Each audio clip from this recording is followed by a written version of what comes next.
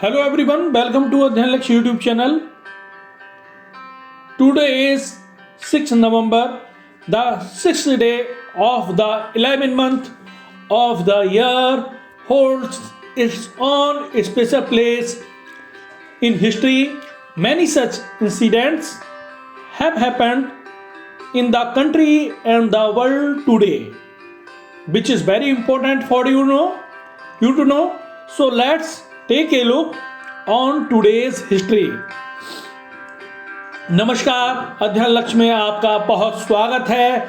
आज 6 नवंबर है, साल के 11वें महीने का ये छठा दिन इतिहास में अपनी खास जगह रखता है। आज के दिन देश दुनिया में कई ऐसी घटना घटित हुई जिसे आपको जानना बेहद जरूरी है। तो आइए नजर डालते हैं आज के इतिहास पर। Let's start now.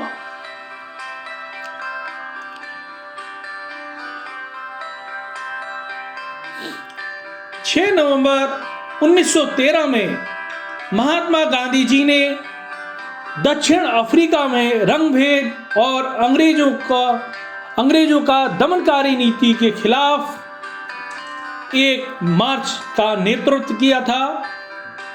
इस मार्च को द ग्रेट मार्च भी कहा जाता है। करीब 2000 खदान कर्मियों ने इस मार्च में भाग लिया।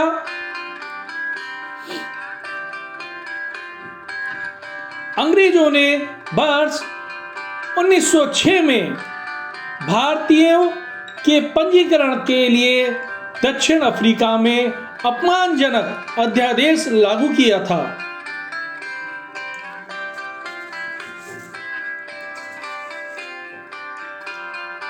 और इसके अंत में अंग्रेजी सरकार को झुकना पड़ा और एक समझौते के बाद भारतीय राहत बिल पास हुआ था।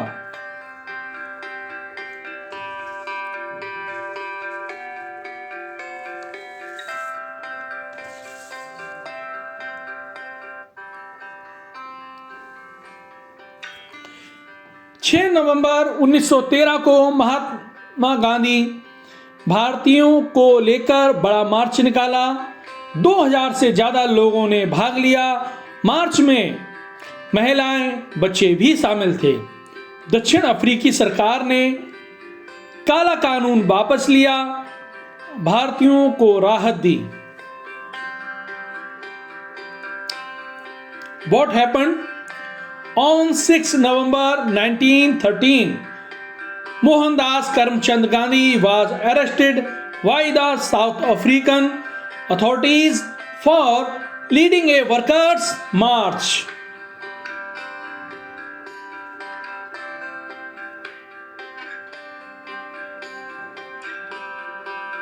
Mahatma Gandhi had arrived in the port city of Durban, South Africa in 1893 to work as a lawyer.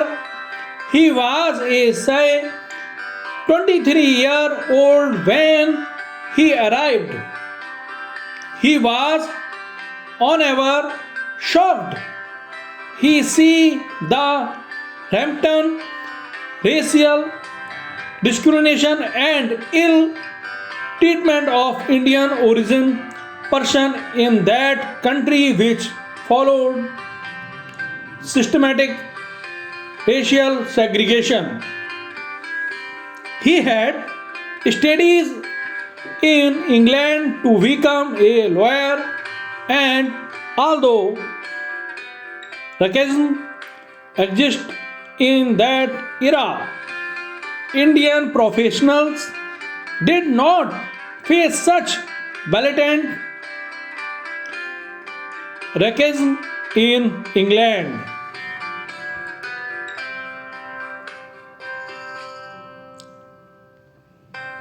Satyagraha in South Africa, M.K. Gandhi. Next, today's history. आज ही के दिन एक महान खेल के जनक, उनका जन्म हुआ था। उनके बारे में आगे जानिए। 6 नवंबर 1861 को जेम्स ने स्मिथ का जन्म कनाडा में हुआ। वे शारीरिक शिक्षा विषय के टीचर थे। वह स्पोर्ट्स कोच थे जिन्होंने सर्वप्रथम बास्केटबॉल खेल की शुरुआत की। एक बार उन्हें बच्चों के लिए किसी इंडोर गेम को तैयार करने का टास्क मिला था।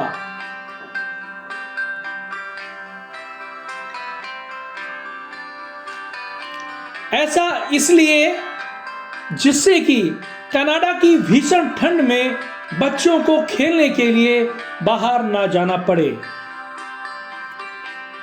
तब जेम्स ने बास्केटबॉल की रचना की और उसके 13 प्रमुख नियम बनाए। वर्ष 1836 के बर्लिन ओलंपिक में बास्केटबॉल को ऑफिशियल इवेंट के तौर पर मान्यता मिली।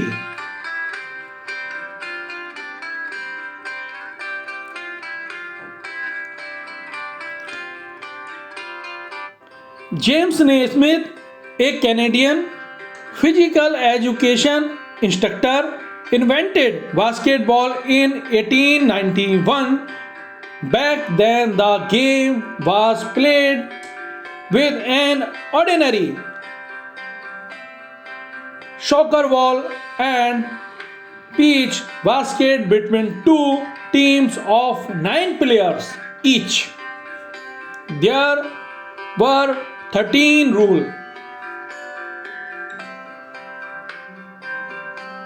James Smith, born November 6, 1861, Almonte, Ontario, Canada, died November 28, 1939, Lawrence, Kansas, US. Canadian American Physical Education Director who, in December 1891, at the National Young Men's Christian Association Training School, afterward Springfield College, invented the game.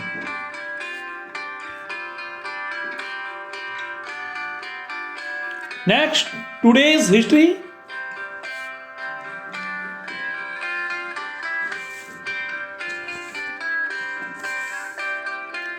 6 नवंबर 2001 से युद्ध और सशस्त्र संघर्ष में पर्यावरण के शोषण की रोकथाम के लिए अंतर्राष्ट्रीय दिवस मनाने की घोषणा हुई। International day for preventing the exploitation of the environment in war and armed conflict.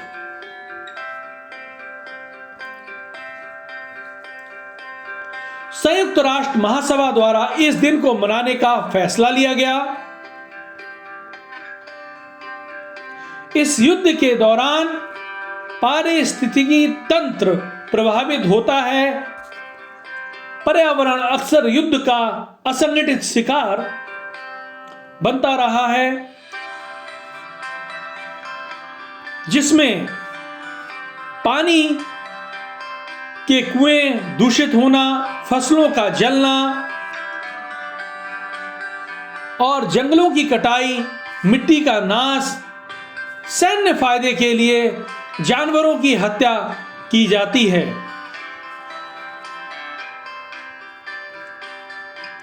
इन सब की रोकथाम के लिए इस राष्ट्रीय दिवस को मनाने की जरूरत समझी गई थी।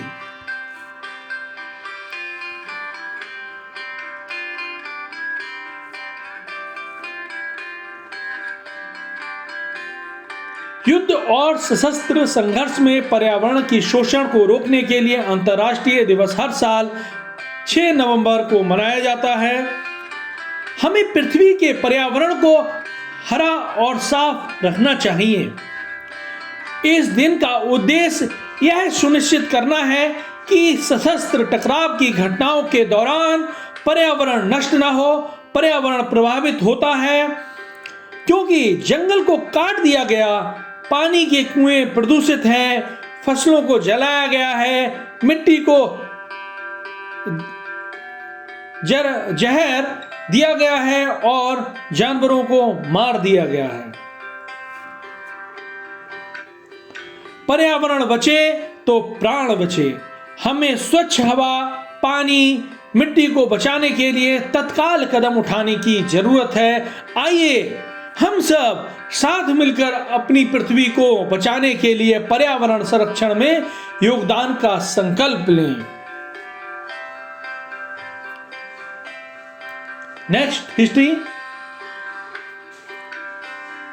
आज ही के दिन सुभाष चंद्र बोस जी को अंग्रेजों द्वारा अंडमान निकोबार द्वीप समूह को लौटा दिया था। अंग्रेजों ने सुभाष चंद्र बोस को, उसके बारे में जानिए, इसके पीछे की हिस्ट्री क्या है उसके बारे में आगे जानिए।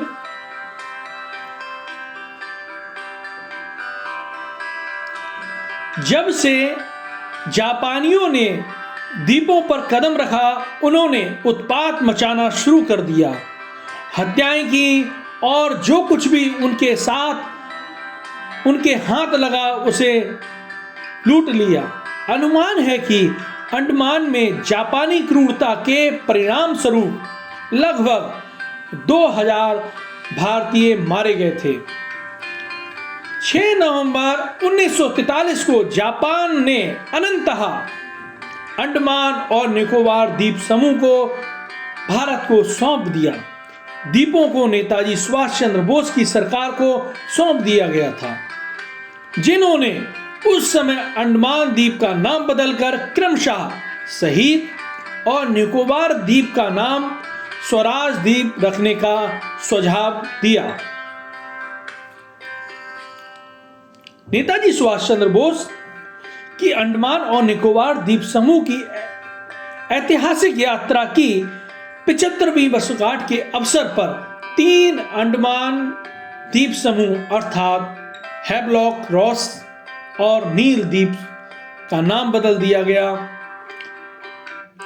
हैवलॉक द्वीप को स्वराज द्वीप नाम दिया गया, रॉस द्वीप का नाम बदलकर नेताजी सुभाष चंद्र बोस द्वीप रखा गया और नील द्वीप को शहीद द्वीप नाम दिया गया।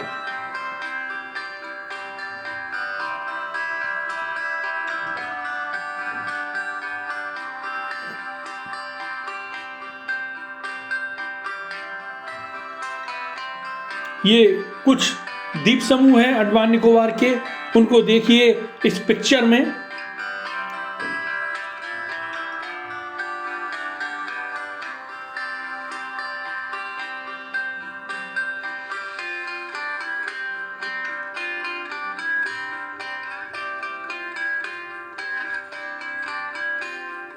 आगे की नेक्स्ट हिस्ट्री के बारे में जानिए। आज ही के दिन भारत के क्रिकेट के इतिहास में एक महान क्रिकेट को आज ही के दिन भारत रत्न से सम्मानित किया गया। यह भारत का सर्वोच्च नागरिक सम्मान है जिससे उन्हें सम्मानित किया गया।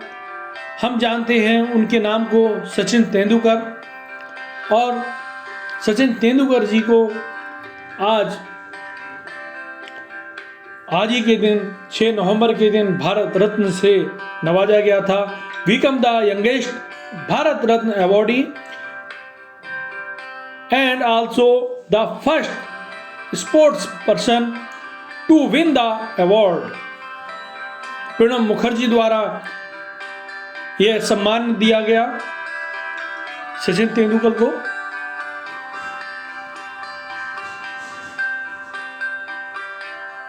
उनका जन्म 1973 में हुआ मुंबई में। इनकी कुछ टीम थी इंडिया, मुंबई इंडियंस। इन्होंने 34,357 रन बनाए थे हाफ सेंचुरी इनकी 164 थी, सेंचुरी इनकी 100 थी। इनको अर्जुन अवार्ड 1994 में मिला। राजीव गांधी खेल रत्न पुरस्कार 1997 में मिला। पद्मश्री 1999 में मिला।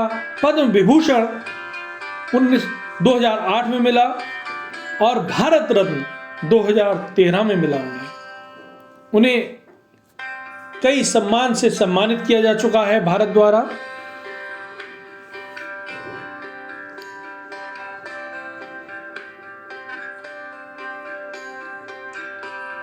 फ्रेंड्स, आप लोग हमसे इसी तरह से जुड़े रहिए ताकि आपको दिन प्रतिदिन एक नई जानकारी के साथ और उस दिन की हिस्ट्री के साथ महत्वपूर्ण जानकारी मिलेगी। और ये दिन प्रतिदिन आपको जानकारी इसी तरह से मिलती रहेगी। आप हमसे जुड़े रहिएगा और इस वीडियो को ज़्यादा से ज़्यादा लोगों को शेयर करें ताकि उनको जानकारी मिले, लोगों में जागरूकता आए, इस दिन के इतिहास के बारे में पता चले। साथियों, मैं आपसे आशा करता हूँ इस वीडियो को ज़्यादा से ज़्यादा लोगों को शेयर करें, लाइक करें, सब्सक्राइब करें, बेल आइकन को प्रेस करें ताकि आपको नोटिफिकेशन मिल सके वीडियो अपलोड होने के बाद। साथियों, थैंक यू फॉर वॉचिंग। जय हिंद, जय भारत।